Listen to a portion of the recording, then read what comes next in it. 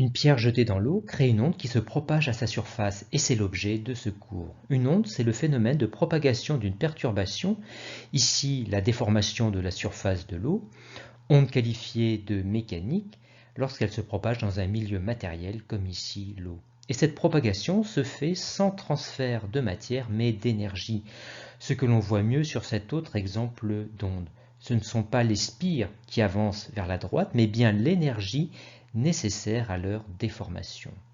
Dans cet exemple, la direction de propagation de l'onde est perpendiculaire à celle de la perturbation. Mais il est possible aussi de déformer dans la direction de l'onde.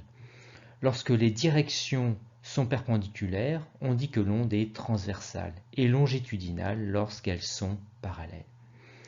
L'onde à la surface de l'eau est analogue à celle qui se propage dans le ressort du haut. L'onde est donc transversale. Une autre onde à connaître est l'onde sonore. Une onde sonore est la propagation de zones de compression des molécules d'air dans la même direction que celle de la propagation de l'onde. L'onde sonore est donc longitudinale. Une onde ne se propage pas instantanément, mais avec une certaine vitesse qu'on appelle célérité dans le cas particulier d'une onde. Considérons le ressort à un instant t et un instant ultérieur t plus tau, où tau est appelé le retard car c'est le temps nécessaire pour que les spires situées devant à une distance petit d soient touchées à leur tour par l'onde. Et par définition, la célérité de l'onde est le rapport de la distance parcourue par l'onde sur la durée correspondante. Et cette célérité dépend notamment de la nature du milieu matériel et de la température. Une application importante de cette formule est le sonar, qui permet de déterminer dans cet exemple la profondeur du banc de poisson. Une onde ultrasonore est émise par le sonar vers le fond, dont une partie est réfléchie par le banc et qui est captée par le sonar à nouveau. Les signaux de l'émetteur et du récepteur sont en conséquence décalés car la réception est postérieure à l'émission.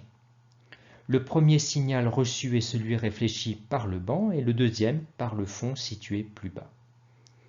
Entre le début de l'émission et le début de réception du premier retour, on mesure un retard de 150 millisecondes qui est le temps mis par l'onde pour descendre jusqu'au banc et remonter, soit parcourir un aller-retour de longueur 2 fois grand H. Et cela avec une célérité donnée ici à la température de l'eau. Célérité de l'eau égale donc au rapport 2 fois grand H sur tau. On isole grand H en multipliant chaque côté par tau sur 2. On fait l'application numérique en n'oubliant pas de convertir les millisecondes en secondes, d'où le 10-3 pour calculer grand H. On s'intéresse ici à un cas très particulier, celui d'une onde périodique et sinusoïdale. Et ce dispositif permet de créer une telle onde à la surface de l'eau avec une réglette oscillant verticalement à une certaine fréquence. On observe alors à la surface une succession de vaguelettes qui s'éloignent de la réglette et il apparaît une périodicité spatiale à la surface de l'eau que l'on peut visualiser entre deux crêtes successives et qu'on appelle longueur d'onde notée lambda. On rappelle qu'il existe aussi une périodicité temporelle notée grand T de l'onde reliée à la fréquence par la formule F égale 1 sur T et qui est le temps au bout duquel un point se retrouve dans le même état de vibration et que l'on visualise bien sur cette animation. Le premier flotteur rouge se retrouve dans la même position au bout d'une période grand T. Et on voit grâce au deuxième flotteur que l'onde s'est déplacée d'une longueur d'onde pendant cette période grand T. On en déduit alors la formule particulière de la célérité, ici égale à lambda sur t, ou encore lambda fois f en remplaçant 1 sur t par la fréquence. Appliquons cette formule pour mesurer la célérité de l'onde dans notre dispositif. Pour cela, éclairons la surface afin que le miroir puisse renvoyer l'image de la surface sur l'écran de face et réglons le vibreur sur 30 Hz. Les crêtes des vaguelettes, par leur forme convexe, se comportent comme des lentilles convergentes et apparaissent donc plus lumineuses. Et la forme concave, ici, se comportant comme une lentille divergente, apparaît sombre par contraste. D'où ce défilé de lignes brillantes et sombres sur l'écran.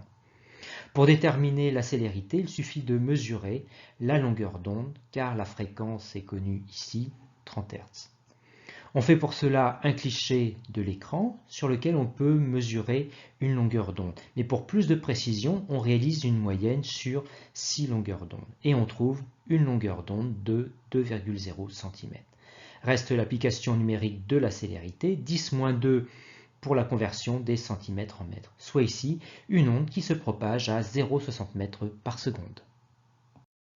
En conclusion, on retient la définition d'une onde mécanique. Il faut être capable d'identifier une onde transversale ou longitudinale.